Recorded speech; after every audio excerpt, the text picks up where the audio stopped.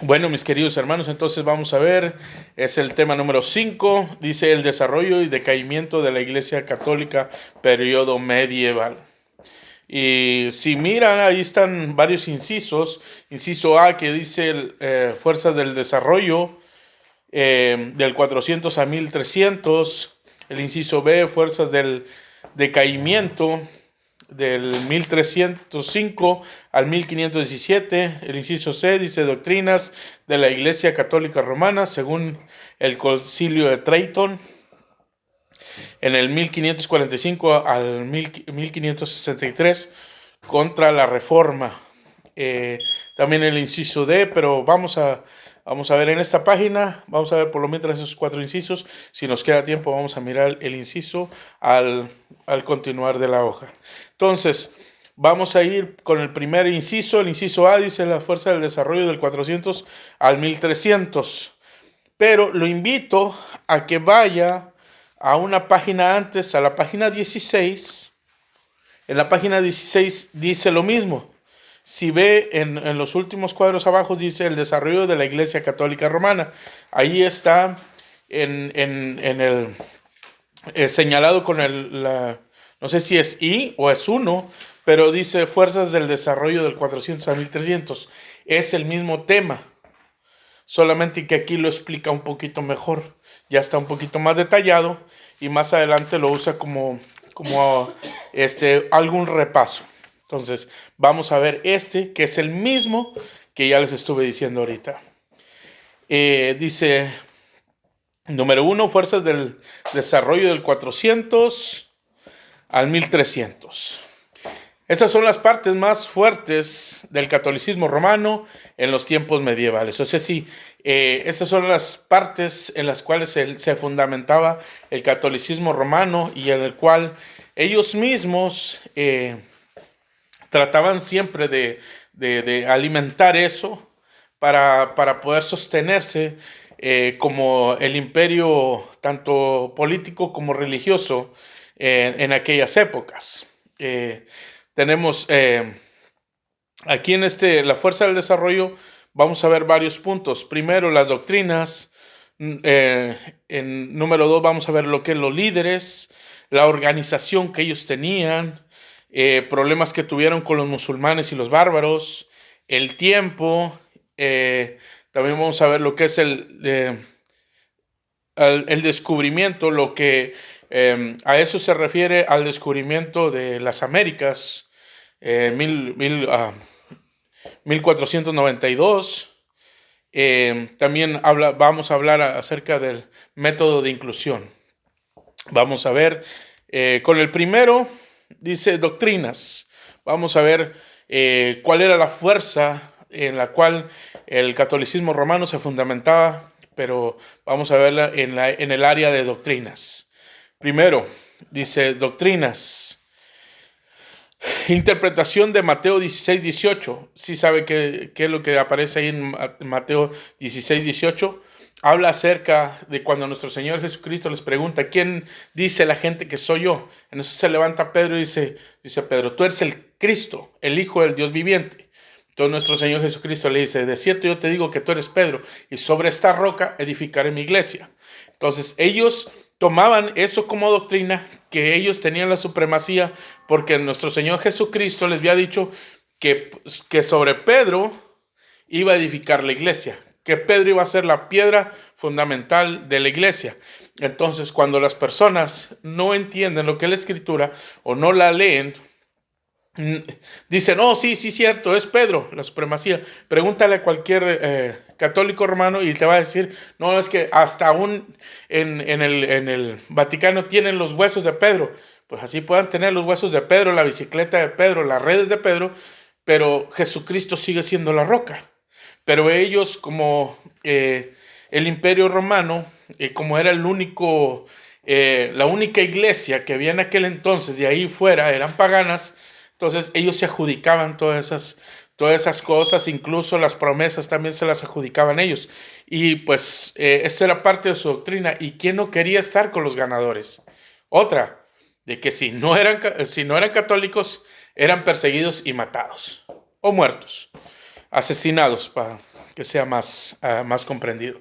Entonces, ellos se adjudicaban la supremacía de Pedro sobre la iglesia, por eso ahí también sacaron ellos eso de que Pedro fue el primer papa también, cuando en realidad el primer papa fue, por aquí lo tengo, Gregorio I.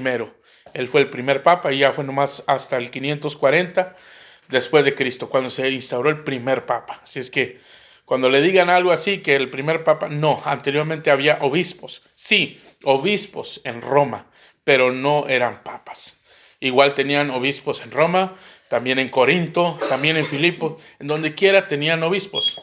Pero exclusivamente los romanos se adjudicaban la autoridad suprema como obispos, y posteriormente se pusieron como nombre el líder supremo en esa ya denominación.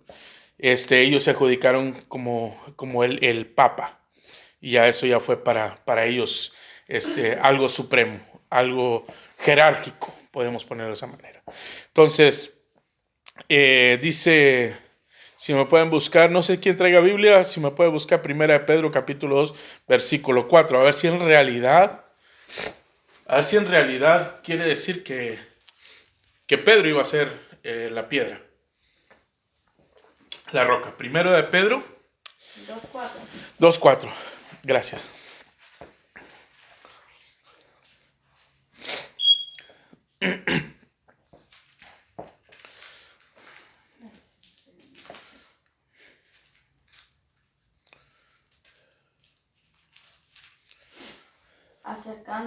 Acercándoos a él, piedra viva, desechando ciertamente por los hombres, mas para Dios escogida y preciosa. Vosotros también, como piedras vivas, sed edificados como casa espiritual y sacerdocio santo, para ofrecer sacrificios espirituales aceptables a Dios por medio de Jesucristo. Amén. Como piedra viva, dice la Escritura, ¿verdad? Uh-huh. Esa piedra viva es Jesucristo. Incluso el apóstol Pedro, en Hechos de los Apóstoles capítulo 4, cuando está delante del concilio, él dice, aquella piedra que desecharon ustedes ha venido a ser la piedra del ángulo. No puede haber dos piedras del ángulo, puede haber una nada más. Y esa es la que sustenta todo, y ese es nuestro Señor Jesucristo. Si no, ahí hubiera dicho, yo soy la piedra del ángulo, yo soy la roca, hubiera dicho Pedro, pero no es así. Entonces, dicen, entonces, ¿por qué nuestro Señor Jesucristo le dijo que Él era piedra? Pues hay muchas personas que sacan diferentes conclusiones, y todas son correctas, de que Él es la piedra, tal vez porque ya su pensamiento ya no era tan, ¿cómo le dijera? No falso, sino que tan movible, sino que ya nuestro Señor Jesucristo dice, ¿sabes qué? Tu pensamiento ya está más firme. Otros dicen, no, que no le dijo roca, sino le dijo piedra. Y piedra, pues quiere decir una piedra pequeña que viene siendo como parte también de una roca, como algo más pequeño que una roca. Como sea, el asunto no es tanto quién es Pedro, sino quién es nuestro Señor Jesucristo. Esa es la base principal. Y sobre esa piedra es donde está y tiene que estar fundamentado nuestra creencia. Amén. Dice el número 2, la palabra obispo. Según la Iglesia Católica Romana, pontífice o sacerdote, eso es lo que para ellos significa la palabra obispo. Pero en realidad, fíjese, como le decía, cuando la Iglesia Católica Romana se pone como una supremacía, como el Papa pone como tipo supremacía, lo que sucede ahí es que ese Papa no se conforma con un simple nombre de obispo, sino que ya después él se refiere como a él como sumo pontífice. ¿Qué quiere decir pontífice? Es constructor de puentes. Entonces, esta persona, haciéndose pasar como pontífice, se hace pasar como alguien que pone un puente de él, como sumo pontífice, hacia Dios. O sea, sí, para ellos el sumo pontífice quiere decir el intermediario entre los hombres y Cristo. O sea, sí, entre los hombres y Dios. Él es supuestamente el que hace el puente para llegar hacia Dios. Pero no necesitamos un sumo pontífice, necesitamos al Espíritu Santo. Amén. Esa es la tarea, ese es el trabajo del Espíritu Santo, llevarnos a Cristo. Él es el que nos lleva a Cristo. Cuando estaba Cristo, Él dijo, hey, no se preocupen, voy a mandar a otro consolador, a otro que esté ayudándolos a llegar a mí, ¿me entiende? Jesucristo es el camino, pero ese camino lo vamos a recorrer con el Espíritu Santo. Entonces el sumo pontífice tiene que ser el Espíritu Santo, no una persona. Entonces, estos hombres cuando se autoproclamaban de una forma de deidad muy suprema, las personas tenían que obedecer y tenían que someterse. Quiero añadir algo. Muchas de las veces yo miro por ejemplo, como el movimiento neopentecostalismo. ¿Al qué me refiero? Al de la prosperidad. ¿Por qué? Porque hay algo que tienen en común. Ellos no traen a otro cristiano, por ejemplo, a alguien de sana doctrina, como es Chuy Olivares, como es a Miguel Núñez, como es Ugel, como es, no sé, otro pastor de sana doctrina, Armando Alducin. No lo traen para que vengan a sus iglesias y prediquen. ¿Por qué? Porque saben que al momento de estos hombres predicar la sana doctrina, les van a desbaratar todo el juego de naipes que tienen ellos. Entonces, ¿qué hacen? Traen a sus mismos del círculo, a todos los que son del movimiento, que son del movimiento neopentecostalista, traen a ellos mismos para que se profeticen entre ellos mismos. Algo que he visto mucho y que tienen siempre todos en común. Están los pastores, llegan los profetas o los apóstoles y siempre les profetizan a ellos y siempre algo más grande. Y siempre algo más grande, ¿me entienden? Y siempre algo sobrenatural. Bueno, podría ser, pero ¿por qué siempre cosas buenas? ¿Por qué jamás les sacan, si son profetas, por qué no les sacan también sus defectos? O en este caso, no exaltar al hombre, el asunto es exaltar a Dios. Dios es el invitado especial o es la pieza principal o podemos decir la piedra del ángulo de la iglesia. ¿Por qué no exaltar a Dios? ¿Por qué exaltar siempre al hombre? Y ese es el problema que tienen ellos. Hace poco en la iglesia de Guillermo Maldonado, como él se le dividió mucho la iglesia por cuestión de que esta Ana Maldonado se jaló su gente, Guillermo Maldonado se jaló su gente. Entonces como se dividió la iglesia, perdió mucha credibilidad. Guillermo Maldonado, por supuestamente, andaba con Inel Conde, que no sé qué, igual no me importa. El asunto es que él empezó a traer a muchísimos que le ayudaran a levantar ese castillo de naipes que fue derribado por causa del divorcio, porque hubo división. Entonces ha traído muchísima gente que le profetiza, incluso le profetizan o le han dicho que aún así, que los demonios lo tienen apuntado ahí como los hombres que más le tienen miedo, de los hombres más. Así que nomás al escuchar el nombre de Guillermo Maldonado, los demonios le hacen, ay mamá, ya ni Cristo, pues. ¿Me entiende? O sea, sí, hasta dónde no llega el querer, la exaltación hacia las personas para, como le dijera, para que la gente no se vaya. Eso no se puede. No debe ser así. Pero bueno, la Iglesia Católica Romana hacía lo mismo. ¿Me entiendes? Se adjudicaban un cierto poder, un cierto estatus eclesiástico en el cual las personas tenían que someterse. Y como no tenían en aquel entonces no estaba ni la escritura, pues, así como la tenemos nosotros. Dice, estuve escuchando el otro día escuché algo que cuando Constantino se convierte al cristianismo, dice que él escoge algunos libros y manda a sacar 50 copias para esparcirlas en el imperio, en las iglesias que estaban construyendo en el imperio. Entonces, imagínense, y todo eso era a base de rollos, no había imprentas, todavía eran rollos, y estaba incompleta la escritura. El canon se vino, no recuerdo qué año, se vino a acabar de escribir el canon. Entonces, era imposible que pudieran tener una Biblia como la tenemos nosotros. Pero aún así las personas, aún así ahorita tienen la Biblia, tienen la accesible la Biblia, y aún así no la buscan, pues. Ese es el problema. Pero bueno, entonces quedamos que el sumo pontífice es aquel que construye puentes, adjudicándose ellos mismos que ellos son los que construyen el puente hacia Dios.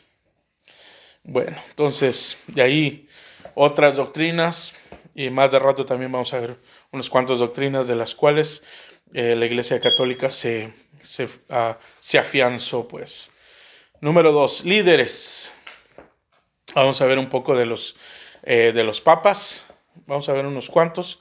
De líderes, el primer líder fue el primer papa, León I de Roma, conocido como el Magno o el Grande. Desde el 400 al 461 fue su papado, y detuvo o paró el ataque de Atila de los hunos en el 452. ¿Quién era? Ahí está en su libretita, Atila.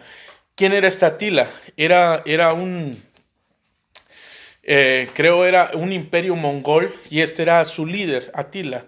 Entonces este hombre empezó conquistando muchísimos terrenos, pero no alcanzó a llegar hasta Roma. Lo detuvo antes, lo que fue las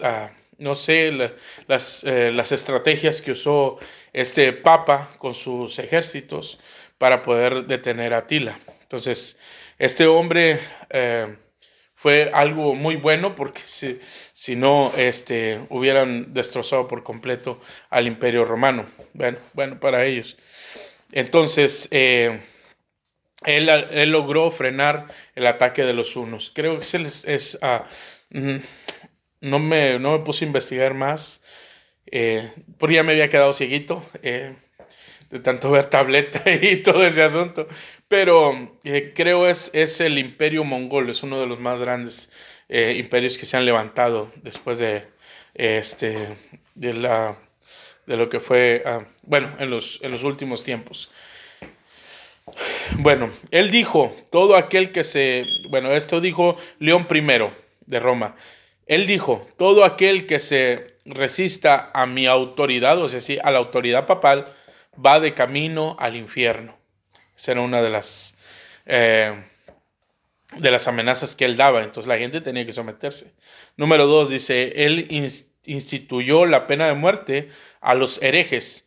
Pero esos herejes no eran personas que no se sometieran a la escritura. Ellos supuestamente para él eran herejes porque no se estaban sometiendo al sumo pontífice o al iluminado, que era este hombre, sí que nos estaban sometiendo al papado.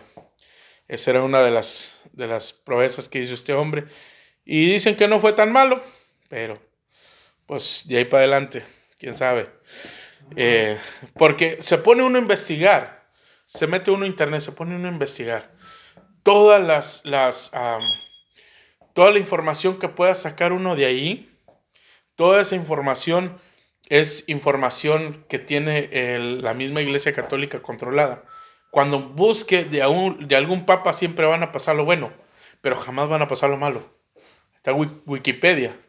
Siempre va a pasar lo bueno, pero jamás van a pasar lo malo. Para poder encontrar las cosas que sí hicieron buenas y malas, necesita uno ir a otras fuentes. Parece que el diccionario Larousse, nomás que quise buscar, pero pues, necesita una membresía y no sé qué tanto chavo. Dije, bueno, así está bien, con esto está bien. Entonces, ahí es donde sí hay información completa, pero donde quiera que busque va a encontrar puras cosas buenas. Bueno, entonces seguimos. Ese fue el primer papa, Gregorio I.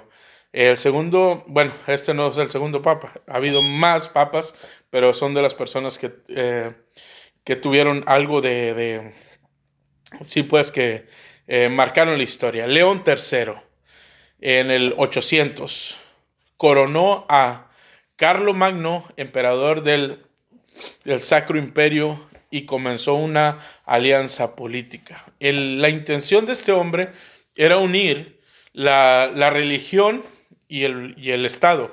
Entonces, había veces, o no había veces, sino todo el tiempo, los papas tenían el control de los reyes.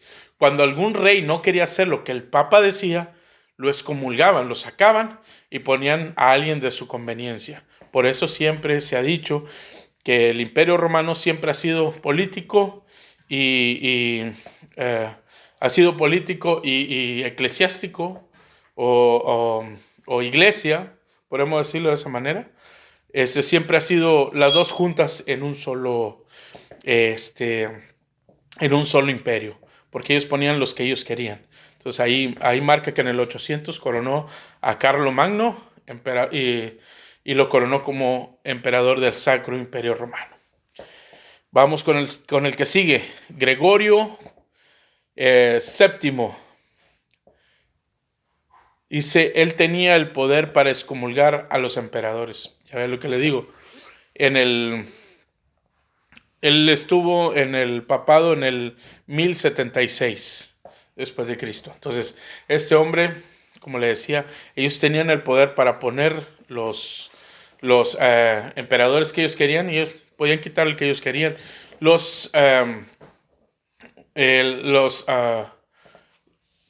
reinados, tanto como los de Inglaterra, Alemania, España, ellos de Italia, ellos tenían el control de todos ellos.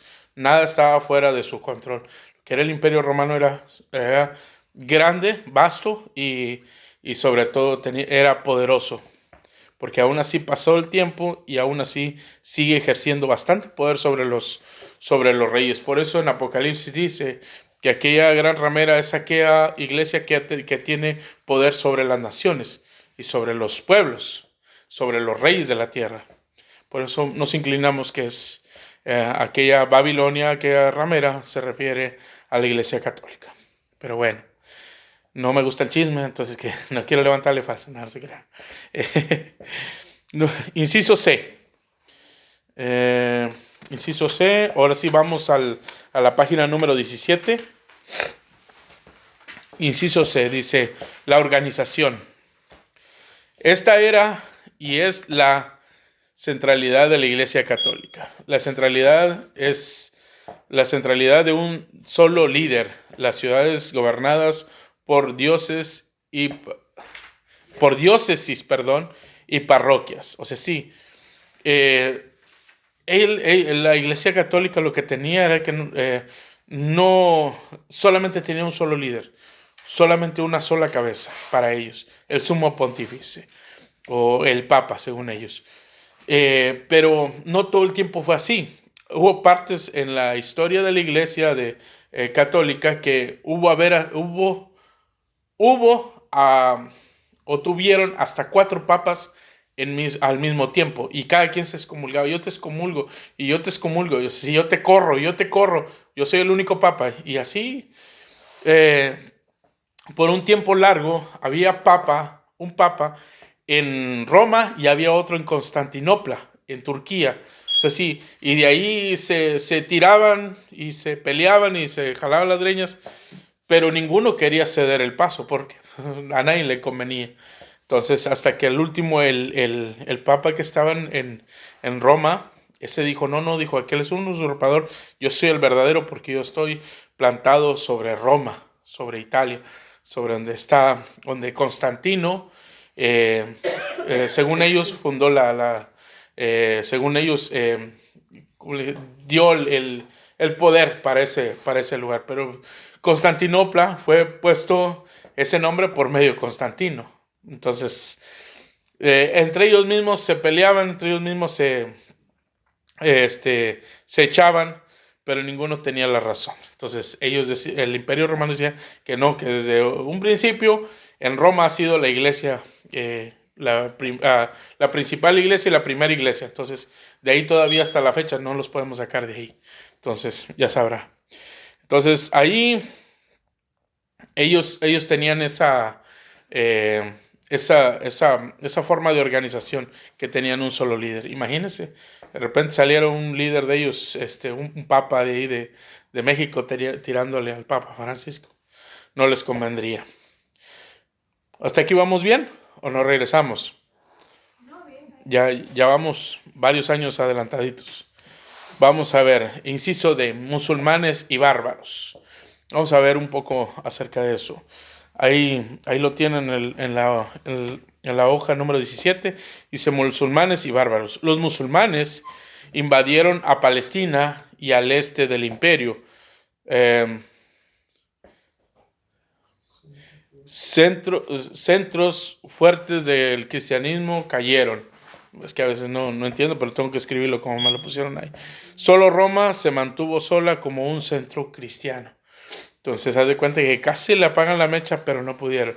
¿Sabe lo que sucedió en aquel entonces? Los musulmanes, más o menos alrededor del año 600, se levanta un hombre llamado Mahoma, pero en aquel tiempo no se llamaban musulmanes, se llaman maometistas, que ellos eran discípulos de Mahoma. Y a él, por un ángel, dice que él redactó el libro del Corán, que es el libro sagrado de los musulmanes. Entonces, en el libro de los musulmanes marca que todos se tienen que convertir al maometismo o al islam. Y ahí ya encontré la palabra correcta. Pero en aquel entonces no se llamaba islam. Entonces, todos tenían que convertirse. Entonces los musulmanes llegaban bueno, Palestina le llamaban porque no había israelitas en aquel entonces, aunque es tierra de Israel, pero al momento de que los israelitas en el año 70 después de Cristo son llevados cautivos, se quedan los de descendencia árabe y ellos se convierten al maometismo. Y así los maometistas seguían avanzando. Entonces de ahí se levanta un brazo armado del Imperio Romano, parece que se llaman los jesuitas, y esos jesuitas se levantaron y empezaron a pelear contra los musulmanes, y ganaban los musulmanes y luego ganaban los jesuitas, y era una guerra totalmente todo el tiempo encarnizada. Parece que es el tiempo, le llamaban las guerras de las cruzadas, que era supuestamente para defender el imperio, bueno, el cristianismo, con la bandera esa, de defender el cristianismo. Y lo que hacían es de que mataban en el nombre de Jesús. Y los que ya se habían convertido al maometismo, los mataban en el nombre de Jesús. Pero Jesús no nos mandó a eso. Jesús no nos mandó a eso. Mandó a llamarle a las personas, pero no a convencerlas de que si no, te mueres. ¿Me entiendes? Entonces, por eso se le llamó las guerras de las cruzadas. Entonces ganaban unos y luego después se venían los otros y hacían barrían con todas las personas. Por eso, no sé si sepa, pero todavía hasta la actualidad, por causa de esas guerras que mataban en el nombre de Jesucristo, los judíos o los israelitas no pueden ver a los cristianos. Por eso cuando los mira usted, ellos los escupen a los cristianos, los judíos. ¿Por qué? Por eso los musulmanes también no pueden ver a los cristianos. ¿Por qué? Por el tiempo ese de las guerras. A ellos no les importa si uno es cristiano pentecostal, si uno es cristiano bautista, si uno es cristiano presbiteriano. Para ellos todos somos católicos. Y tienen un odio grande porque hubo bastantes masacres por causa de matar en el nombre de Jesús. Entonces, cuando usaban el nombre de Jesús para matar, de ahí es lo que son los judíos y los musulmanes ya no piensan en denominaciones. Para ellos todos los cristianos son malos. ¿Me entiende? Entonces, si mira eso, se va a acordar de lo que hicieron estos hombres, los jesuitas. ¿Vamos bien? Ok. Bueno, un resumen pequeño acerca de los musulmanes. Dicen los musulmanes, En los siglos 7 al 8 atacaron y conquistaron grandes lugares del Imperio Romano, del Oriente como Siria, Palestina, Egipto, Cartago, Sicilia e incluso porciones del sur de Italia. Estas y Sicilia fueron algo más tardadas, o sí, lo que es Italia, Sicilia fueron conquistas, podríamos decirlo, conquistas más tardadas. Esas fueron hasta el siglo XIX, perdón, hasta el siglo IX.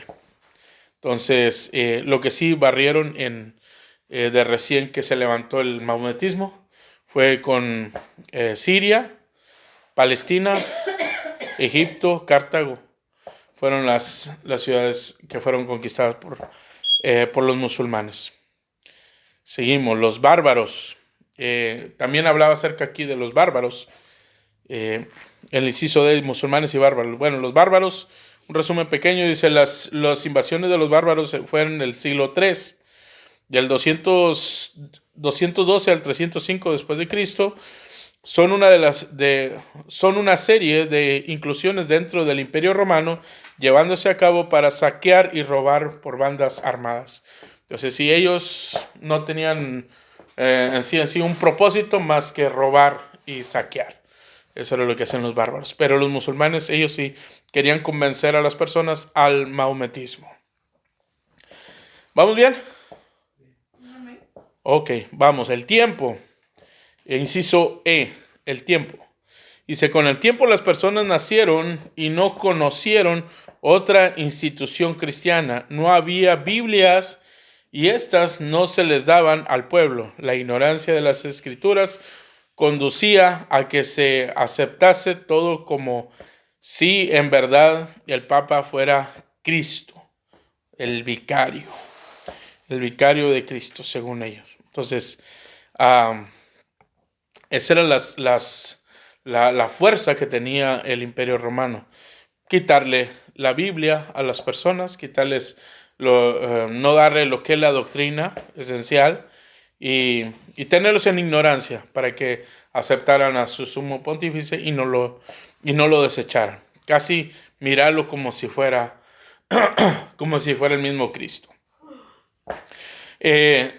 Cuenta la historia acerca de que hubo un pre-reformador, se llamaba John Hus. Este hombre, él se había graduado de artes, de lectura, de escritura. Recuerde que para aquel entonces era algo, no es como primaria, sino que es algo que ellos tenían, ellos aprendían, pero era costoso, eran universidades para hacer eso. Entonces este hombre, dice que él era un monje, él enseñaba en las capillas de la Iglesia Católica, él enseñaba, pero él conocía la Escritura, él era un siervo de Dios y él se daba cuenta de las aberraciones que hacía la Iglesia Católica. Entonces, él fue un pre-reformador, es decir, que fue de los primeros que se empezó a levantar en contra del Sacro Imperio Romano, aún así, aunque trabajaba para ellos. Pero lo que él hacía, enseñaba sana doctrina, él en su parroquia. Incluso cuando dice que él miraba la untuosidad de aquellos hombres, de aquellos papas, que en aquel entonces el papa empezó a usar su gorrito lleno de perlas y todo ese asunto. Él empezó a usar un tipo de lenguaje, que es un lenguaje por medio de dibujos o de arte. Por ejemplo... Jeroglífico. No, jeroglíficos eran la escritura de los egipcios. No, pero como haz de cuenta como aquí. Al momento de que mires imagen, ¿qué es? A la iglesia esa ponen mucha... Sí, pero él usaba ese tipo de lenguaje. Por ejemplo, sin ver la escritura, ¿qué es la figura que dice ahí en lo que está haciendo esa persona en las manos? Tiene su esencia ese dibujo. Sí, bueno, ¿y a qué le llama la atención? ¿Nomás alguien que está haciendo una vasija, una bandeja? O sea, sí, tiene su sentido. Tiene su sentido. Por ejemplo, y el sentido que se le da, por ejemplo, aquí dentro de la iglesia a eso, porque aquí no vendemos bandejas. ni nadie hace bandeja, ¿cierto? Que Dios Como para no- decir, venga, compre y No, lleve. ese es el principio. Dios no ¿Cómo así? Nosotros somos esa vasija. esa Sí, vasija en las no- manos del Señor. ¿Verdad que hay un lenguaje allí, aunque no se diga, pero por ejemplo allí también? ¿Qué es ese tipo? Es un lenguaje también. Entonces, John Hus usaba ese tipo de lenguajes. Dice que puso en dos partes, puso al Papa con su cetro, su trono, su gorro, sus vestiduras, y del otro lado puso a Jesús con la corona de espinas, con la caña, con sus ropas todas sangrenteadas, el manto que le pusieron de púrpura para burlarse de él. Puso las dos de estas y dijo, Jesús murió como rey y este rey dice que no merece eso porque el verdadero rey mira cómo lo trataron. ¿Entiendes? Algo así enseñaba lo que era los dibujos que él hacía. Y todo eso llegó a oídos del Papa. Y tanto así que a él lo excomulgaron. Incluso creo que también fue muerto. Fue mártir por causa de eso. Por querer enseñar la palabra y por no someterse a lo que el Papa decía. Sino que él estaba sometido a la escritura. ¿En qué años fue que él... John Hus. Mire, aquí lo tengo. En el año 1372 a 1415. Entonces después de él fue que vino el reformista Martín Lutero. Exactamente, por eso se le llama que fue un pre-reformador. O sea, sí, antes. Bueno, no, 300. 1372. 1372. Creo, tiene la página 18, ¿no? Le dio la página 18. Ahí está. Y también habla acerca de Pedro Waldo. Este hombre se opuso a que el Papa estuviera pidiendo indulgencias, incluso también estuvo haciendo varias cosas para adquirir dinero. Y Pedro Waldo dijo, eso es robarle a la gente, eso no está correcto. Y lo excomulgan a Pedro Waldo, y este hombre traía a sus seguidores, y él era mucho dinero, Pedro Waldo. Entonces, el Papa no descansó hasta que acabó hasta con el último valdense. Para la Iglesia Católica, Waldo o Pedro Waldo fue un traidor de la Iglesia romana y fue un hereje para la Iglesia romana. Pero para nosotros es un pre-reformador porque él ya tenía la idea de que eso que estaba haciendo la Iglesia Católica no estaba correcto, sino que teníamos que volver a las raíces. La reforma, eso es lo que significa, volver a las raíces. Por eso los reformadores se levantaron con esa bandera de reformistas, volver a las raíces, volver a la iglesia primitiva. Eso era lo que querían los reformadores, no querían hacer bronca, simple y sencillamente lo que querían ellos es volver a las raíces.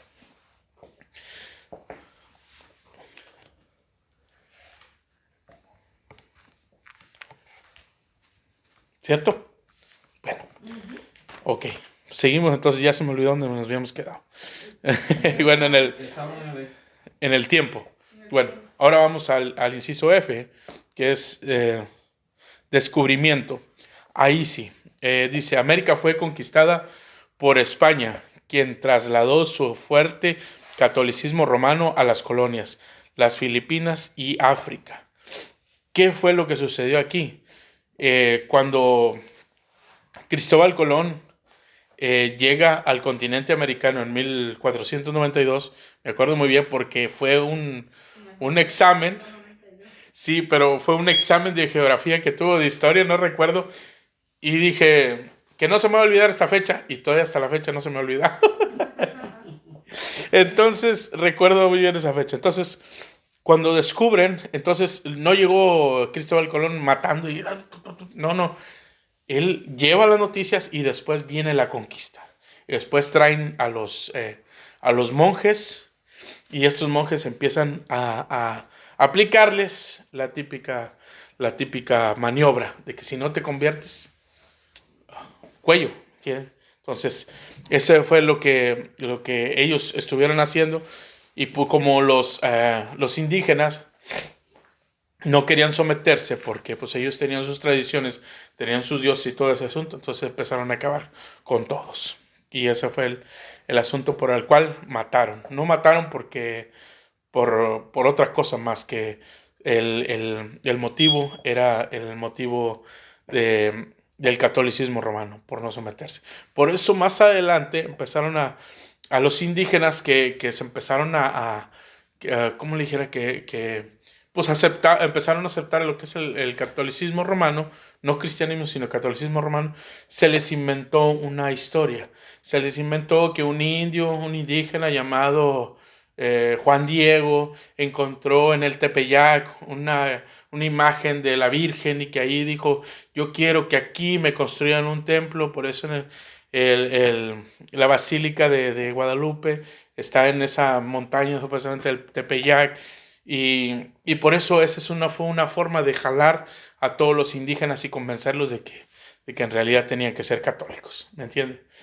Y no es algo muy extraño en esa cuestión porque en varias regiones se les ha dado una historia similar donde se les aparece una virgen, como la Virgen de Suyapa.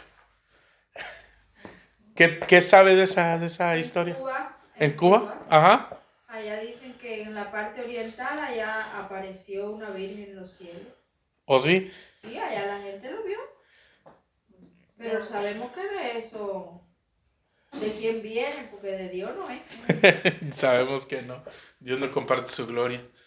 ¿Y para allá, hermana? ¿Ah? ¿Para allá? Allá no. Yo no, casi no sé de eso. ¿No? No sé si lo han visto, pero Sí, allá en Cuba. no escuché Sí. nada de cuando estaba joven, no escuché nada. Lo que pasa es de que allá en México, como es católico, las televisoras pasan la película esa Yo en del México sí del indio escuché Juan Diego. que salió en una roca, luego que en una tortilla, luego que en una casa se formó. Del ama y incluso una vez un perrito se hizo pipí en una pared, una pileta, se dibujó un rostro y ahí tienen a la gente prendiéndole veladoras, lavadoras no, Al miedo del perro. y cantando canciones católicas a la miadita de perro. Porque decían que se había aparecido nuestro Señor Jesucristo ahí. Así, rayamos en la locura. ¿Entiendes? Entonces, sí, una tortilla también, sí escuché eso. Otra que en el comal, ahí tienen el comal así terciado y con varias veladoras ahí. Es triste. Incluso el libro de Isaías dice acerca de aquel hombre que mochó un tronco y de la mitad, creo, si no me equivoco, dice la mitad, hizo leña para cocer su comida y de la otra mitad hizo un ídolo y después le agradece al ídolo por la comida que se está comiendo.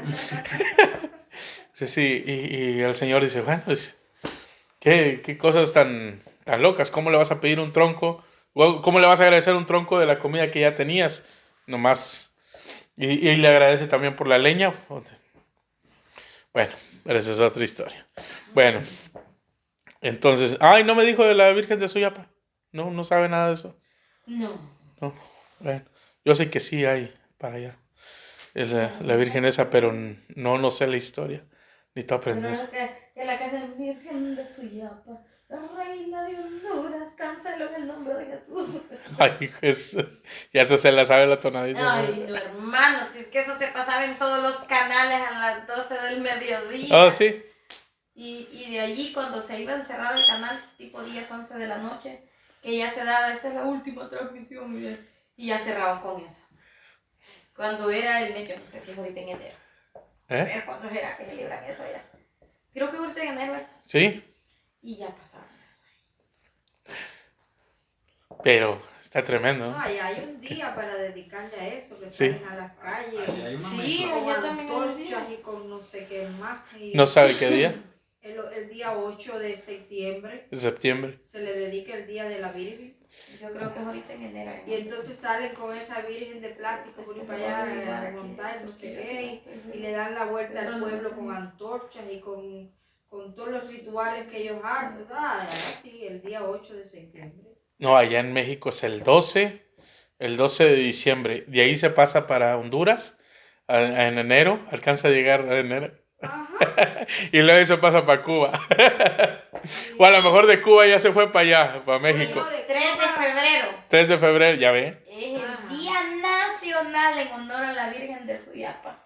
Bueno, allá el 8 de septiembre. pero primero llega la Virgen de Candelaria. ¿O para allá no hay Candelaria? No. Ah, bueno, para México sí. No, es que en Igual México la hay de la como Virgen de la Caridad. unas 10 vírgenes. Sí, eso sí es Yo no cierto. sé de dónde salieron tantas. Yo tampoco. No, el día de ¿Y la cuántos Candelaria Jesús es el 2 tuvieron? de enero. El 2 de febrero. El 2 de febrero. Sí. El 2 de febrero, día de la Candelaria. Entonces, bueno, acá anda la Pero Candelaria. allá lo que se usa es que el día de la Candelaria se pican el pelo. ¿Sí qué? Se pican el pelo. Para que les Se crezca pican el pelo, las plantas, se podan las plantas. Ah, ok, ok. Es. Ya, porque si te lo haces ese día, te crece mucho. Hoy no. Sí. Y lo que están calvos. Lo que está caro, como te sea. Les brilla más el coco. Sí, Se afeitan entonces la cara. es eso. De cosas. Qué Ya cosa. trataba de eso. Nada más abundante. No, hombre. Es que en realidad estamos bárbaros. Hay una mezcla que eso Ya. es todo un poco. No, imagínense, ahí bueno, tengo una predicación de un pastor es de Tabasco, no, de Chiapas. Se llama Jesús Castelazo. Habla acerca de lo que es de la Iglesia Católica, ¿va? De las tradiciones y sí, más que nada las tradiciones de la liturgia de ellos, y habla mucho acerca de eso. Dice que en la Iglesia Católica tenían tantos que tuvieron que descontinuar a varios. Dice, y en la iglesia, dice que en los griegos tenían pocos que todavía hicieron una estatua y dijeron, al Dios no conocido. El apóstol Pablo lo habla en Hechos de los Apóstoles, dice, si se nos pasa uno, ahí está uno. Y el apóstol Pablo lo usa, fíjese, lo usa y dice, bueno, ese Dios que no conocen, este es el Dios que yo predico, nuestro Señor Jesucristo. Y ya como los griegos siempre han sido personas que les ha gustado mucho aprender, sabiduría. Entonces Pablo, siendo un hombre de mucha letra, de mucha inteligencia, va y les predica y se convierte en varios. Aprovechó esa hambre que tenían ellos. Bueno, hablamos acerca de la conquista en América. Dice un pequeño resumen que saqué, bueno, es insignificante. Dice, España mantuvo su control en América desde los años 1519, o sea, si mientras se peleaba la reforma acá con Martín Lutero, allá se estaba conquistando América. De 1519 hasta el 1821, no hace ni mucho tiempo. Y en las Filipinas fue del 1565 hasta el 1821. Y todavía dice que también en África hubo conquista del catolicismo romano, pero en África hay varios lugares donde se habla español y donde se adora el catolicismo romano. Uno de ellos es las Islas Canarias, parece que se le llama. Son parte de África, pero se utiliza mucho el catolicismo romano. ¿Vamos bien? Perdón.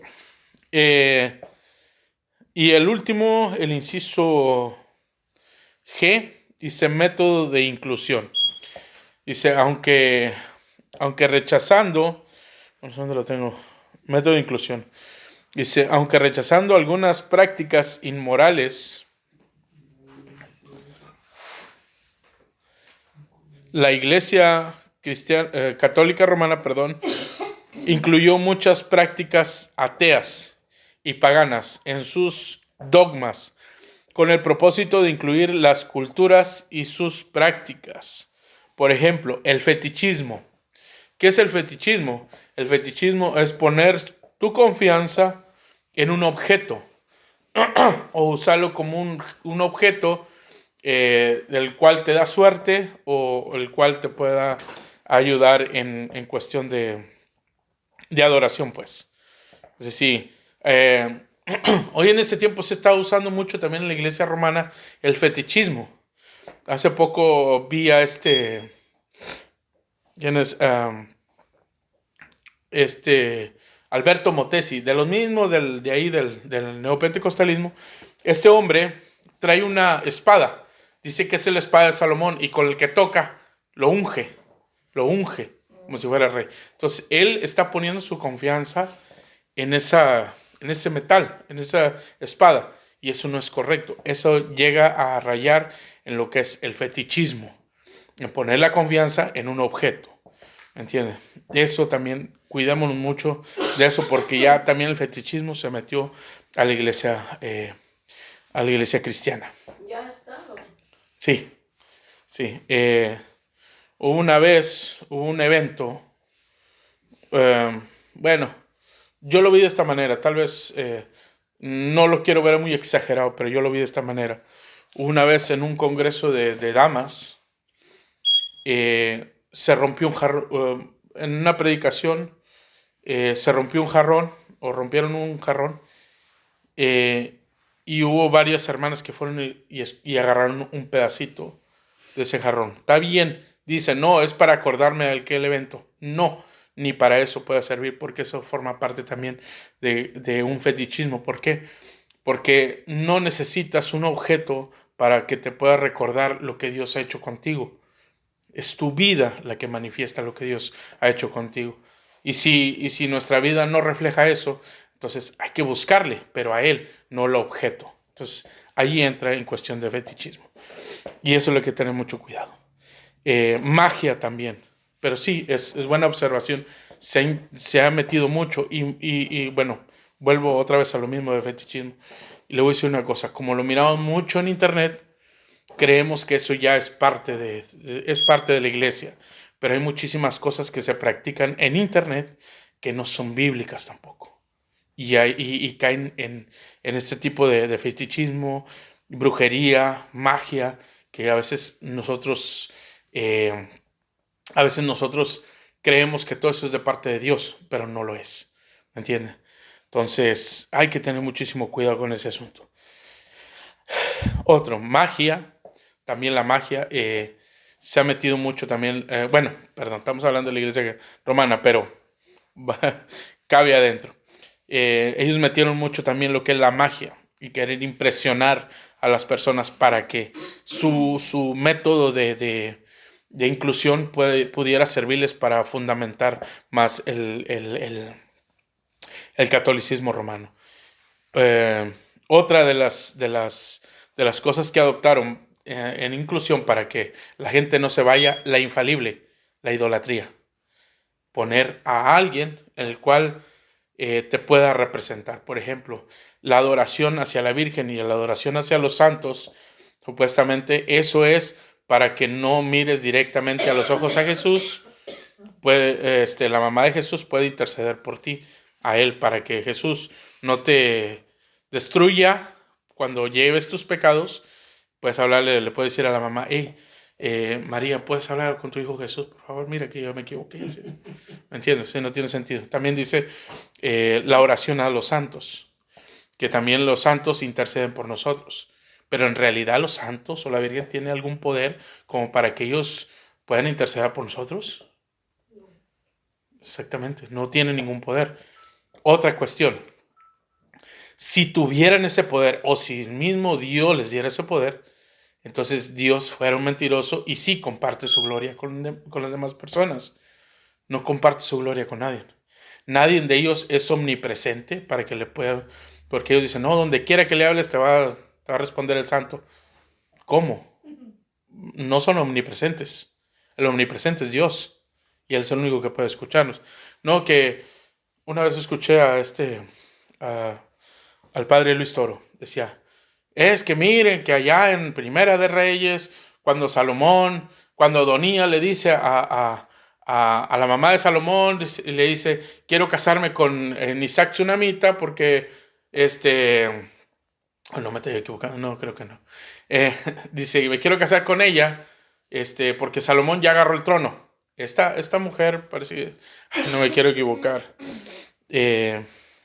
esta era la mujer con la que calentaba a David, porque dice la Biblia que David era viejo y ya no podía calentarse. Está en Primera de Reyes capítulo 2, parece. Si lo puede buscar. Y dice Se llamaba Abisac. Abisac Tsunamita. Oh, pero no. Abisac la tsunamita. Ok, entonces no le voy muy cerrado. Sí me acuerdo todavía. Entonces, Adonías le pide la mano de la mujer con la que estuvo su papá, pero no la conoció. Pero para que no vaya a haber malentendimiento. No la conocía, pero sí lo arrullaba. Sí, lo acurrucaba. Lo Sí. ayudaba a entrar en calor. Exactamente, porque era viejo, dice. Sí. Entonces, Ya no pecaba David, ya. no, ya ni de pensamiento el pobre. Sí, ya no. Entonces, ellos sacan eso de que llega, Adonías le dice a la mamá de Salomón, a Betsabé, le dice, hey, por favor dile a Salomón que me dé a Abisac Tsunamita por mujer. Entonces llega Salomón, esta mujer Betsabé llega y le dice que quiere hablar con Salomón. Y dice Salomón, sí, por favor, pasa, siéntate, madre mía. ¿Qué quieres que yo haga por ti? Entonces ahí le para. Y dice, ya ve, por eso en aquel entonces los reyes ponían, los reyes ponían cuidado y obedecían a sus madres. Pero si le seguimos leyendo en Primera de Reyes, lo primero que le dice Betsabé, le dice a Salomón, le dice la petición de Adonías. Y lo primero que hace Salomón es enojarse. Dice, ¿qué? Dice, me pide la mujer con la que mi padre se calentaba y ahora que también me vas a pedir el reino por él. Dice, francamente, dice, Adonías ha hablado en contra de sí mismo, de su propia sangre. Dice, va a morir. Y lo manda a matar. ¿Entiendes? Como que ahí le detiene porque ya no lleva, ya no le conviene lo que sigue diciendo en Primera de Reyes. Entonces ya dice el padre Luis Toro, es que realmente, dice, cuando nosotros le pedimos a María, María aboga por nosotros. Es una mentira, realmente. Pero bueno, ¿qué le puedo decir a usted? Usted es cristiano. Entonces la idolatría, fiestas paganas, ¿quién no se deleitaba con esas fiestas paganas? Entonces ellos nomás lo que hacían, le cambiaban nombre. Por ejemplo, a la fiesta de la diosa Diana le ponían las fiestas de la Virgen María. Diosas feministas, lo que son las vírgenes, bailes. Y hoy la psicología, viene la palabra psico, que es mente, de la mente, y la parapsicología, que eso es acerca de lo sobrenatural, o sí, especie de sobrenatural, lo que es fantasmas y todo ese asunto. Ecumenismo también fue uno de los métodos de inclusión. El ecumenismo, esa es la reunión de varias denominaciones en una sola. Por eso también dice el escritor que al último va a haber dice que va a haber mucho ecumenismo. Y otra de las situaciones, el pentecostalismo carismático, hoy en este tiempo. No sé si han visto, pero el movimiento carismático ha tomado mucha fuerza. Miras la gente aplaudiendo, alabanzas, alabaré. Y acá miras un sacerdote o un hombre con traje, pero con la imagen de la Virgen. ¿Qué son ellos? ¿Son cristianos pentecostales? No son carismáticos. Son personas que se hacen pasar por pentecostales, autodenominados carismáticos, y ellos tienen la representación de la Virgen, representación de los santos, pero con las mismas, podríamos decirlo así, con las mismas prácticas de un cristiano o de un pentecostal, ¿me entienden? Entonces, eso también lo introdujeron para jalar a los que son ya cristianos. Y ahorita están muchos jóvenes en nuestros países están liderando así como carismático, todo eso. Sí, exactamente. Eso es como darles a lo que ellos quieren, pero con la bandera de la Virgen. Cantan y todo, hablan lenguas, y cuando están hablando lenguas, se están como locos. Exactamente. Mire, hay una situación. No quería hablar mucho acerca de esto, pero hay una situación. Dice mi esposa que ella una vez acompañó a su abuela y a su abuelo. Ella siempre los acompañaba porque pues era más joven y pues para cuidarlos los viejitos. Y una vez anduvieron por allá no sé, allá un lugar de esos. Entonces, en aquella vez dice que que ella alcanzó a ver cuando fueron a pedirle favor ahí unas personas al que le llaman Niño Fidencio. Pero ese hombre tenía un altar con plumas, santos, el Sagrado Corazón de Jesús, vírgenes, ¿me entiendes? Sí, como un altar católico. Pero dice, cuando empezaba a invocar a esta persona se convulsionaba y empezaba a voltear los ojos para atrás. Se revolcaba y después le cambiaba la voz a una voz más grave. Entonces, y les decía que es lo que querían saber, ¿me entiendes? Dice mi esposa, jamás volví a ir con mis abuelos. Pero qué feo, o sea, sí. La gente, en vez de que huya de esas situaciones, todavía va y les busca, ¿me entiende? O sea, sí. Qué tremendo es ese asunto. Entonces, es lo mismo que usted dice. Hacen todo ese tipo de prácticas, pero en realidad, ¿son bíblicas? Ese es el asunto. ¿Serán bíblicas? O sea, sí. La Biblia no nos marca cosas así.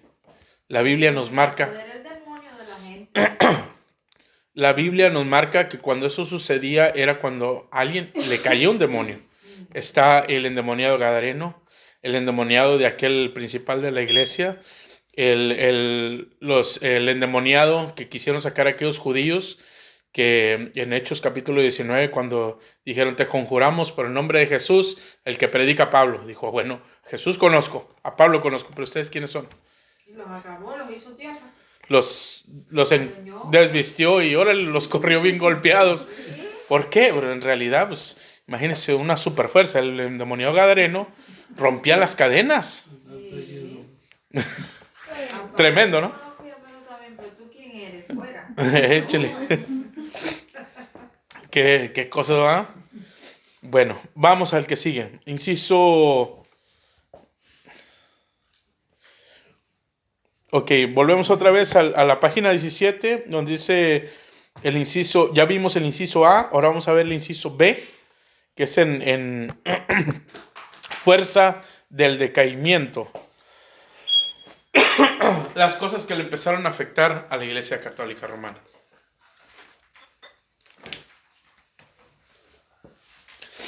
Aunque sus métodos de desarrollo, de querer permanecer, eran buenos, porque era engañar a la gente y todo ese asunto. Pero aún así, no todo lo tenían perfecto. Fuerzas de decaimiento. Estos tiempos fueron clave para la debilitación del catolicismo romano. Decaimiento moral de los miembros, aún de los mismos papas. Lástima que no vamos a tener un estudio profundo acerca de los papas. Me hubiera gustado, porque habla de cómo el sumo pontífice, según ellos, para empezar, cuando se sentaban en el trono, empezaban a su antecesor, siempre le decían, era un hereje. Y pues no, que el papa es infalible, ¿me entiendes? Pero llegaba el otro y decía, no, el antepasado mío era un hereje, o hace dos era un hereje, porque yo sí traigo lo que es de Dios. Entonces, estos hombres, estos papas, digo, si quiere buscar la historia de los papas, pero va a estar medio difícil, siempre va a encontrar cosas buenas de ellos. No sé si tienen Spotify, es una radio cristiana, encuentras de todo, bueno, no es cristiana, es de todo, pero en ese canal, en esa aplicación, aparecen muchas enseñanzas bíblicas, y hay una enseñanza bíblica de Pastor Chuy Olivares, y tiene todo un, ¿cómo se dice? Tiene varios temas, bueno, un tema que es la historia de la iglesia cristiana, pero en varios capítulos. Entonces, él les da ese tema a los miembros de su iglesia para reforzar la doctrina, pues. Entonces, les enseña acerca de la historia de la iglesia cristiana. Y allí fue donde yo encontré encontré mucha información histórica acerca del imperio, del imperio romano. Y habla mucho acerca de los papas. También habla acerca de los 3 periodos, pues, habla acerca de los 3 periodos, pero habla mucho acerca de que hubo papas que esos se acostaban con hombres, mujeres casadas. Había unos papas que eran tan depravados que escogían a las muchachitas, se las llevaban, incluso muchos de ellos alardeaban de lo que ellos hacían con ellas. Muchos de ellos daban conferencias para los jóvenes que estaban en el celibato o para los monjes, y ellos empezaban a decir, los papas esos empezaban a decirles cómo forcejeaban con las muchachas y todo eso, entonces sí, cosas aberrantes, pues. Entonces muchos de ellos fueron asesinados. Habla acerca de un papa que fue asesinado por el esposo de una mujer en la que el papa se estaba acostando, y no se podía negar a la mujer, no se podía negar, porque si se negaba, mataban a toda la familia, porque el sumo pontífice había dicho. Entonces, este hombre se arma de valor, se les introduce y llega hasta los aposentos del papa y lo mata. O habla también la historia acerca de una mujer que se le llamó Juana la Papisa. A ella también, ella no podía haber papa hombre. El asunto era que ella nació de un monje y una monja, válgame. Entonces, como ellos no podían tener comunión, como casarse o X cosa, entonces esta mujer tuvo al bebé en secreto, o la bebé en este caso. Entonces, el hombre parece que muere, y el monje, y luego la mujer también muere, y queda la niña, y pues ella estudia artes, estudia teología, estudia muchísimas ramas. Entonces ella vuelve hacia el Vaticano, pero se viste ya de hombre, porque quería servir para Dios, quiere servirle a Dios. Entonces se viste de hombre y todo el tiempo se hace pasar por hombre.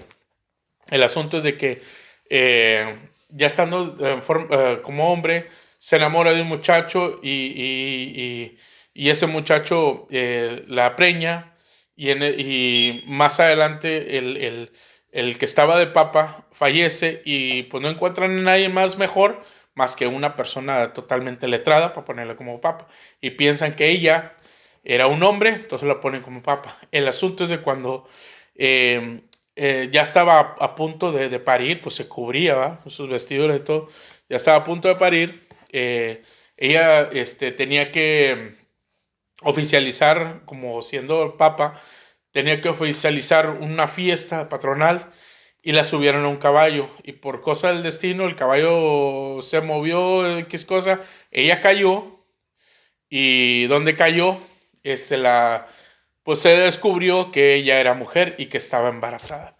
Entonces murió la mujer y murió la criatura.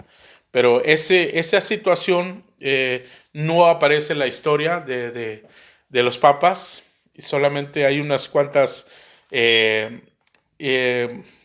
como fuentes que lo relatan, porque tratan de tapar ese hoyo grande, tratan de taparlo como los demás, pero en cierta forma se le escabulle a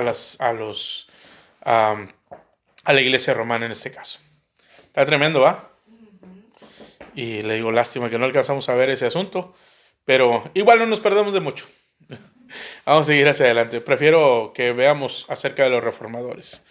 Pero bueno, dice el decaimiento moral de los miembros aún de los mismos papas. En inciso B dice el costo para mantener a la Iglesia Católica Romana. El Vaticano llevó doctrinas y prácticas de descrédito. Prácticas de descrédito. ¿Estoy bien? Ok, porque dije, a lo mejor se me haya movido aquí el asunto. Bueno, me imagino que prácticas de descrédito para la iglesia. Como por ejemplo el purgatorio y actos religiosos. Por ejemplo, esa cuestión del purgatorio, pues bien sabemos que era un acto recaudatorio para poder financiar, en este caso, a la Iglesia Católica Romana, pero hubo una parte esencial cuando se estaba edificando la Basílica de San Pedro. Había un papa que se iba a las comunidades, pues lógico que las más grandes, ¿va?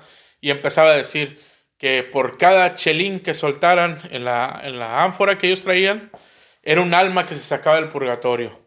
Y si tú tienes tu pariente que ha muerto, trae para que saques a un alma del purgatorio y saca tu alma. Y decía, mañana ya no hay mañana, nomás es hasta hoy que se va a recaudar esos fondos para sacar almas del purgatorio. Entonces esta persona, pues astutamente decía va eso para que las personas fueran y dieran. El asunto es de que para el siguiente día decía, yo oí como las almas del purgatorio me gritaban, dile a mi pariente que ponga dinero para que me saque de aquí. Y por eso me quedé por misericordia para que ustedes alcancen a dejar. Ese fue algo recaudatorio para beneficio de la iglesia romana, o en este caso levantar la Basílica de San Pedro. Pero ¿qué había? Porque ellos se llevaban, incluso las limonas que se levantaban en las iglesias, ellos se las llevaban.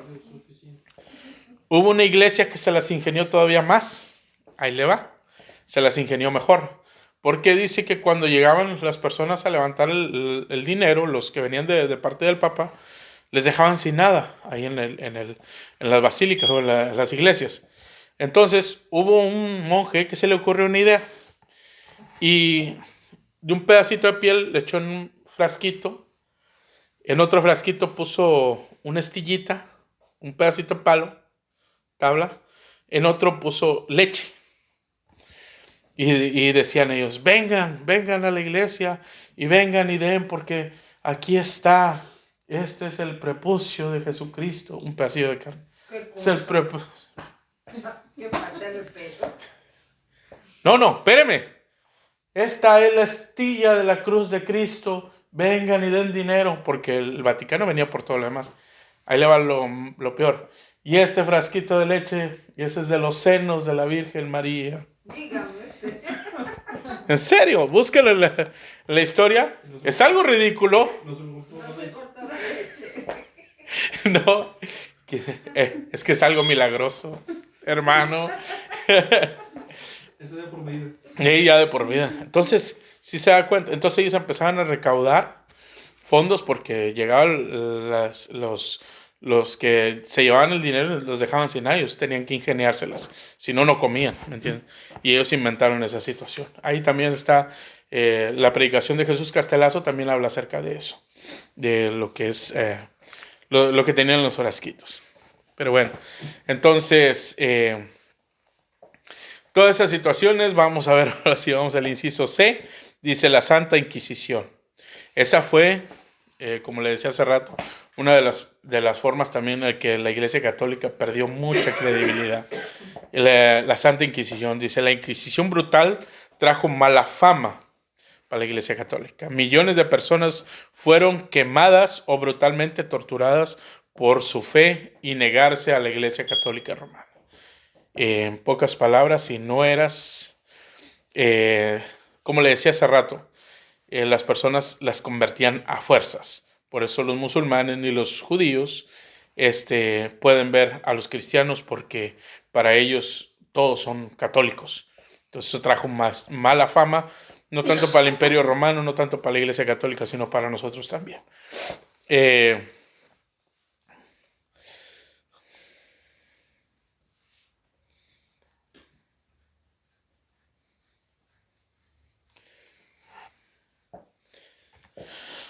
Espérame tantito. Método de Inquisición. Dice Gregorio Se lo tengo aquí.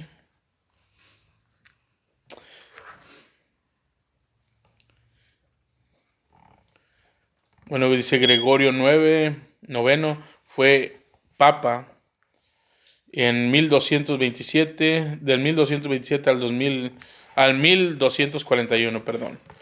Dice, en los años 1540 al 1570, 9,000 protestantes murieron. 900,000. 900,000, sí, cierto. 900,000, perdón. Murieron protestantes. Estamos hablando de cuando se levantó el protestantismo fuerte. Muchos murieron a causa de no quererse convertir al, al catolicismo romano. Por 500 años, la mal llamada Santa Inquisición fue instrumento de los papas para mantener su poder, y aún en los siglos XVI y XVII, en los tiempos reformistas. O sea, sí, la Santa Inquisición durante 500 años se encargó de sembrar miedo en todas partes, con esa cuestión de la Santa Inquisición, supuestamente cacería de brujas, cuando en realidad lo único que estaban cazando no eran brujas, sino estuvieron cazando, pero a los verdaderos cristianos, las personas que no se querían someter al Imperio Romano, y que tal vez eran cristianos, otros judaístas y otros musulmanes. Dice, jesuitas dirigieron esto en 1491 hasta el 1556 por Ignacio de Loyola en Francia. O sea, sí, Ignacio de Loyola fue el que fundó este grupo llamado los jesuitas. Y hicieron gran batalla en Francia para quererlos convertir al catolicismo romano. Una vez bueno, a veces compartimos un pasaje bíblico, y eso es bueno.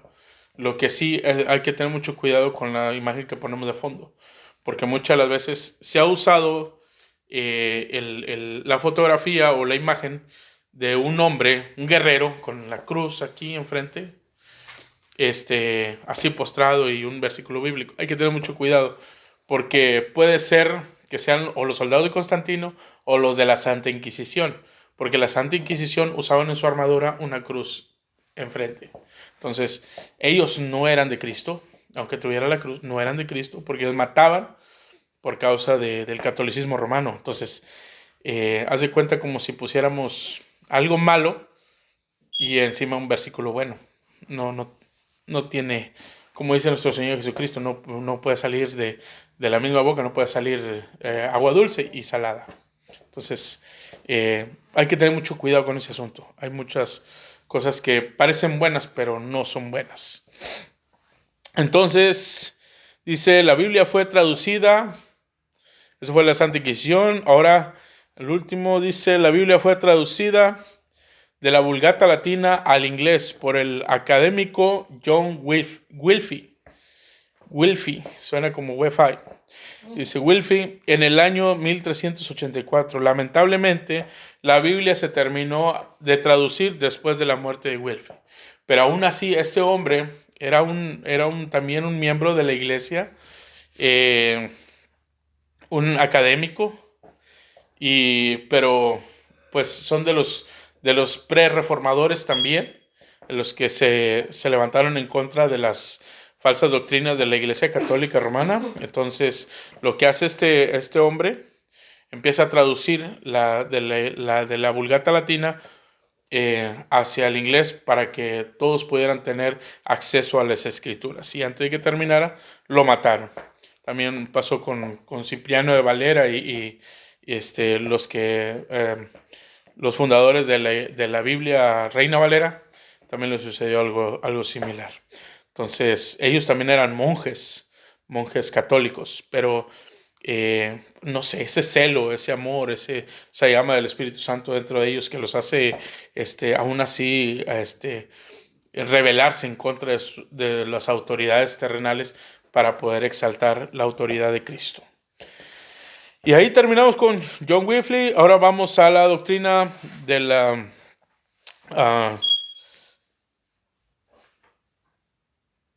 doctrinas de la iglesia. Bueno, vamos al inciso C en la página número 17. Dice doctrinas de la Iglesia Católica Romana. Según el Concilio de Trento en el año 1545 al 1563. ¿Por qué ese concilio? Saqué un extracto, también lo más importante de lo que fue el Concilio de Trento, porque aquí nomás dice eso, pero pues, hay que sacar más información. El Concilio de Trento fue un concilio ecuménico, o sea, sí, de varias iglesias, de la Iglesia Católica Romana, desarrollado en periodos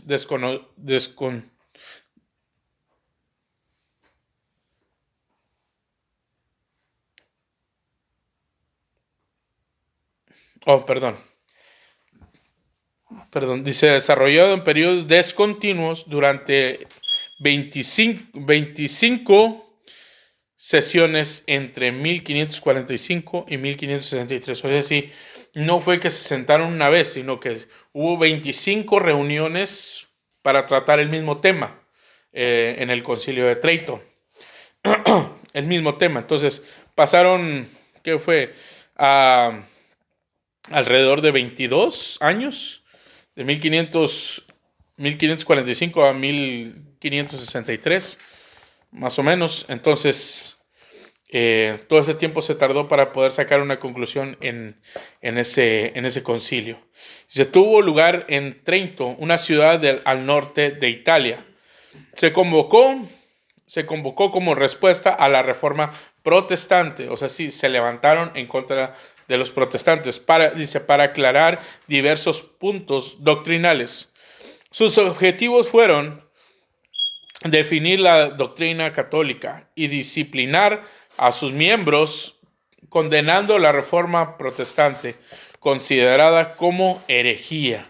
O sea, si para ellos la reforma protestante era herejía. ¿Por qué? Porque al momento de que se levanta el protestantismo, las primeras iglesias que se levantan es el luteranismo.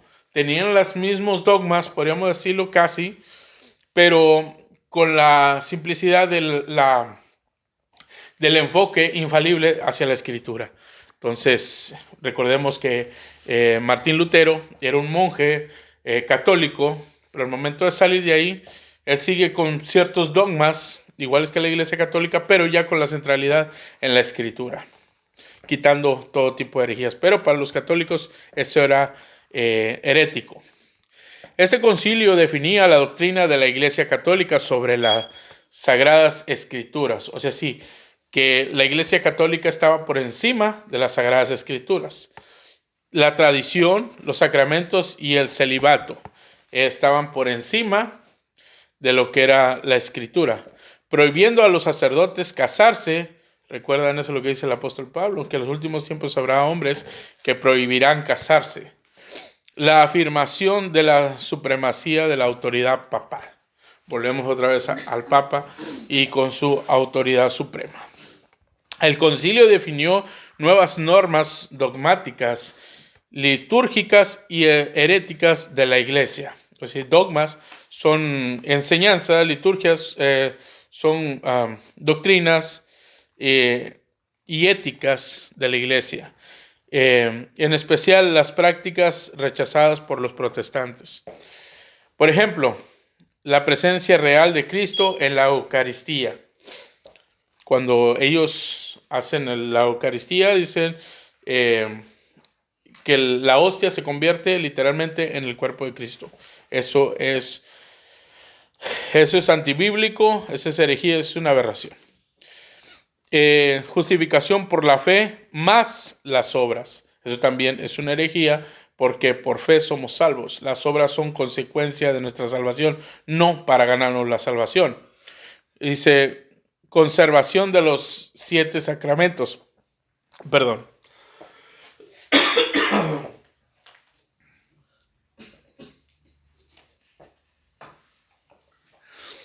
Conservación de los 7 sacramentos.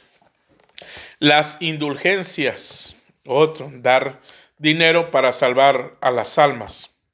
Y la veneración a la Virgen María y a los santos. De eso se trató el Concilio de Trento, para reafirmar todas estas cosas por encima de la Escritura, incluso de la Reforma. Y pues, en cierta forma tomar como herejes a los reformistas. A eso se trató el Concilio de Trento. Y andamos en el último tema, antes de irnos.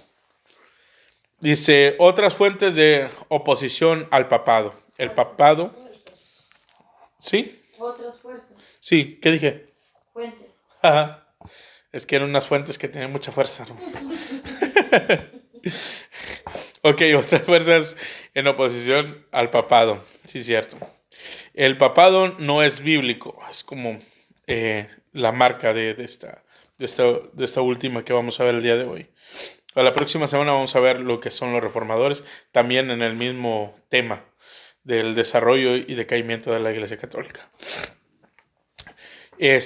Número 1, sucesión apostólica. Irineo de León. Recuerden que vimos los padres de la Iglesia, donde apareció este hombre, Irineo de León. Ese fue uno de los más grandes combatientes en contra de los gnosticistas, de los gnósticos, y fue uno de los más importantes padres de la Iglesia.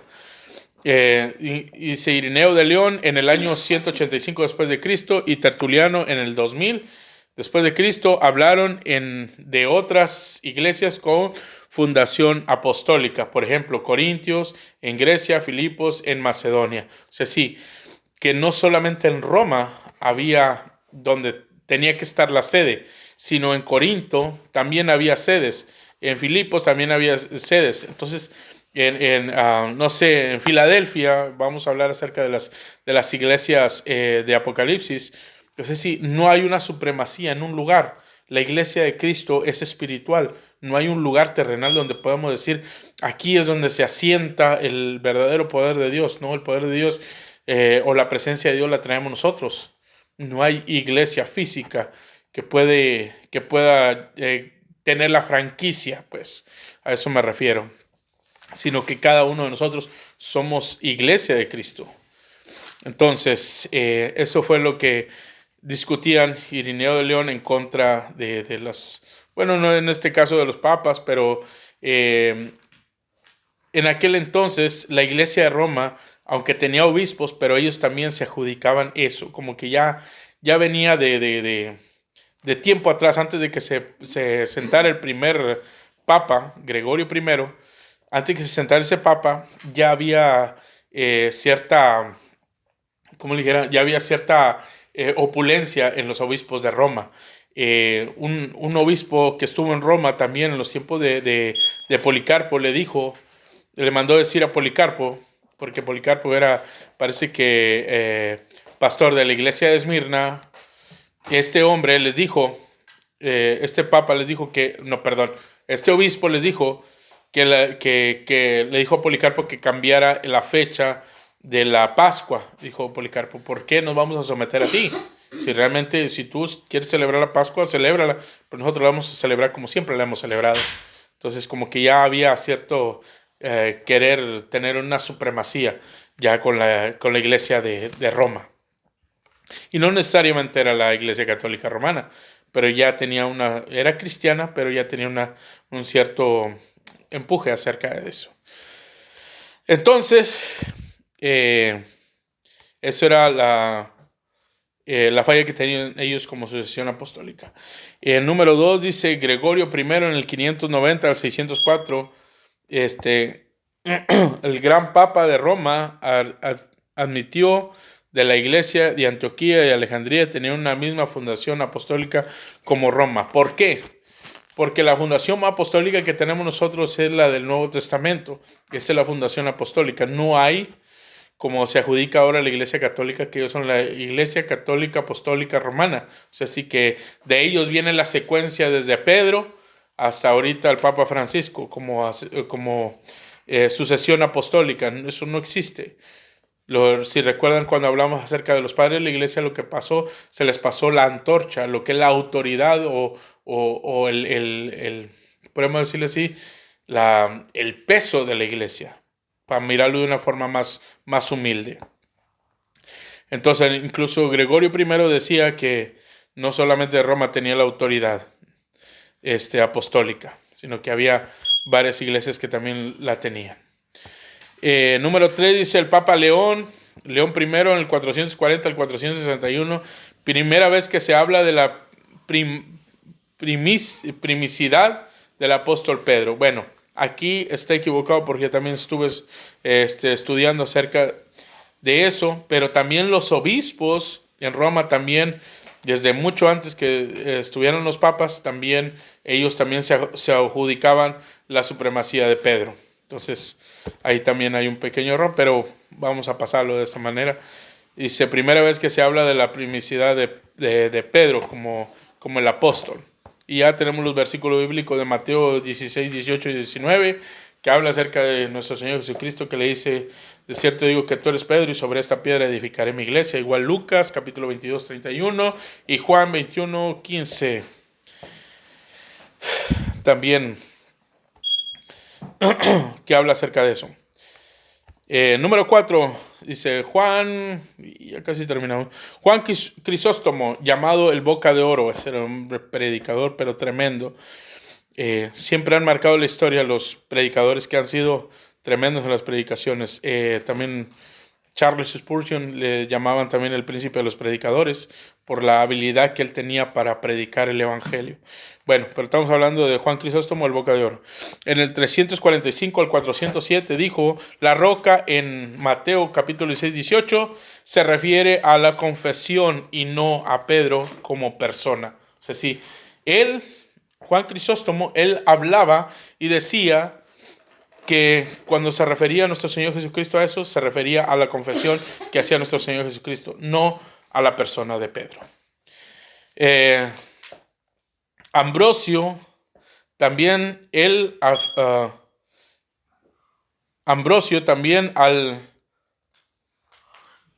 afirmaba que la roca se refería a la confesión. Él fue padre espiritual de Agustín de Hipona. Entonces, Ambrosio también hablaba acerca que cuando hablaba de la roca se refería ¿a qué?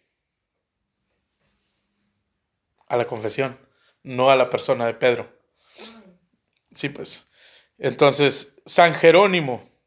Yo cuando le puse, necesito saber acerca de Jerónimo, me apareció un cherokee llamado Jerónimo de aquí, de la historia de Estados Unidos. Dije, no, este no lo ando buscando. Ya me puse a buscar más a profundidad y ya salió. San Jerónimo, en el año 340 al 420, dice, la roca es la confesión de Cristo. Es así, que la roca se refiere a lo que Cristo confesó, no a la persona de Pedro. Agustín de Hipona, en el 354 al 430, dijo, si en Mateo, fíjese, algo que estos hombres tenían una sabiduría que bárbaro. Dice, si en San Mateo capítulo 16, versículo 18, donde dice que supuestamente donde dice que Pedro es la roca, entonces, en el versículo 23, Pedro es Satanás. ¿Me entiendes? ¿Sí me entienden o no me entienden? Sí, diciendo que ya no es que sea Cristo, que era Satanás. No, lo que pasa es de que para eso necesitamos conocer el capítulo. Cuando nuestro Señor Jesucristo le dice, hey, ¿quién dice la gente que soy yo? Y ellos le dicen, unos que Juan el Bautista, otros que Elías y algunos de los antiguos. Y dice, bueno, ¿y ustedes quién dice que soy yo? Pedro se levanta y dice, tú eres el Cristo, el Hijo del Dios viviente.